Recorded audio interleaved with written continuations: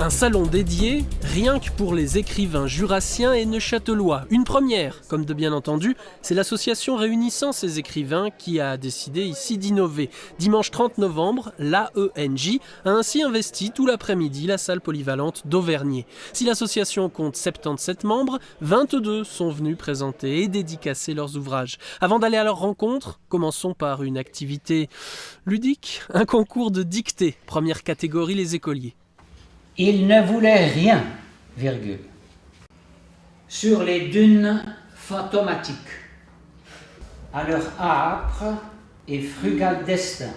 Le défi est rude, mais passons aux corrections. Ce texte qui a l'air d'être le Clésio est absolument pas à leur niveau, disons. C'est trop difficile, poudroyant.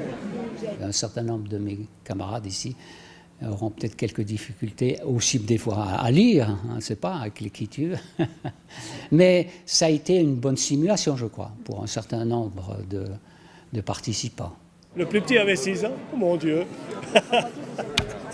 Disons que c'est presque de la torture textuelle. Hein. Tu penses t'arrives combienième? Avant-dernière. Avant-dernière? Mais pourquoi? Parce que j'ai pas bien compris. Qu'est-ce que t'as pas bien compris? Il y avait des mots difficiles. Je me disais que ça allait être un peu plus facile. Ça me fait mal au cœur. J'ai eu mal au cœur pour elle. C'est des moments difficiles. Je pense que je serais partie à la 3e phrase. C'est bon, je sortais de la classe, moi. Puis elle est restée. Alors je suis fière d'elle, déjà rien que pour ça. La meilleure copie a été rendue avec 17 fautes et le concours n'est pas fini. Alors avant le passage des apprentis et lycéens, nous sommes allés faire connaissance avec des auteurs du pays de Neuchâtel. Qu'est-ce qui fait leur spécificité arc-jurassienne ? On est évidemment influencé par le paysage en particulier. Moi je suis né en dessus de la gare, dans un tout petit appartement, ça a marqué ma jeunesse. Ensuite on est entouré d'un paysage assez magnifique. La Pointe du Grain, c'est sans doute un des plus beaux endroits du monde. Et tout ça nourrit aussi les livres. Mais c'est pas conscient. On se dit pas, je suis en train de faire de l'écriture jurassienne, ou je suis en train d'écrire neuchâtelois, ou je ne sais trop quoi. On écrit avant tout en français. Mais ces éléments-là, ces ingrédients-là, on doit les sentir dans l'écriture aussi. Alors, il y a un arc jurassien dans mes écrits principaux qui sont historiques, en ce sens que je me suis beaucoup attaché aux régions jurassiennes, le Montbéliard, le Jura bernois et le pays de Neuchâtel. Maintenant, un roman comme ce premier roman se déroule entre le Maghreb et le littoral neuchâtelois. J'aborde à travers des énigmes policières des thématiques universelles, l'amour, la haine, les compromissions, le pardon, la fidélité, le respect des valeurs. Cela dit, c'est vrai que j'ai besoin d'insérer cette écriture dans un terroir que je connais bien. Et comme effectivement le terroir qui est celui que je connais le mieux, c'est le canton de Neuchâtel, c'est le canton du Jura et notamment les Franches-Montagnes, c'est le Jura Sud aussi, la région de Tramelan, de Saint-Imier. Mais effectivement, les énigmes que j'aborde sont situées généralement sur ce terrain-là. Pas le temps de résoudre une énigme maintenant, nous devons filer dans la salle de dictée pour la seconde catégorie. Grotesquement dépareillé. Suivi de sa remise des prix. Ce sera 7 fautes pour le vainqueur cette fois, qui remporte comme son collègue écolier un bon chez le partenaire du salon. Jean-Pierre Gelmini interrompt le train-train des écrivains par une conférence. Le bicentenaire neuchâtelois n'a plus de secret pour son public. Mais lecture ou écriture, nous l'avons interrogé sur l'évolution de la langue française. Oui, alors le français qui est sorti du latin et qui évidemment a mis beaucoup de temps à se fixer, jusqu'au XVIIe, jusqu'à la fin du XVIIIe siècle, l'orthographe n'était pas fixée. Elle était très variable, on écrivait un peu à la mode de son pays, selon les traditions locales.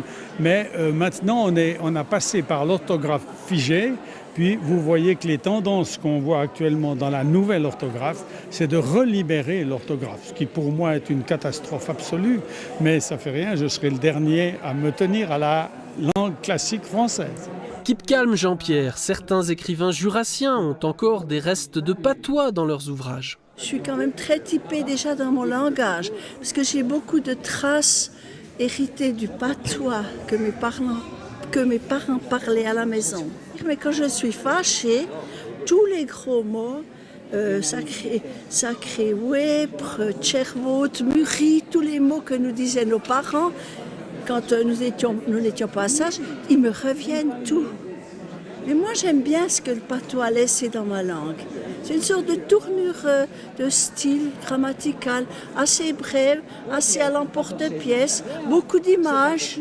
Les signatures, ça continue et nous, on ne se prive pas d'aller fureter chez les adultes, voir comment ils s'en sortent avec leur propre dictée. Et d'échymose mal placé. Comme le vin, certains se bonifient avec l'âge. Le gagnant repart avec un bon et 3 fautes. L'après-midi a été mouvementé pour le nouveau président succédant à Luc Wenger après 5 ans de loyaux services. Thierry Amstutz a repris le flambeau sur les chapeaux de roue au mois de mai. Cette idée de salon a finalement porté ses fruits. Alors c'était vraiment un challenge, voir si le public neuchâtelois jurassien répondait présent, ce qui a été le cas. Or de ce côté-là, c'est une réussite aussi parce que tous les écrivains inscrits sont venus. Donc ça a été plaisant, c'était vraiment une journée plaisante. Et le plus important, c'était les contacts qui ont été créés, autant avec des petits jeunes qui sont venus, des écoliers qui posaient des questions aux écrivains, que des contacts avec des plus âgés.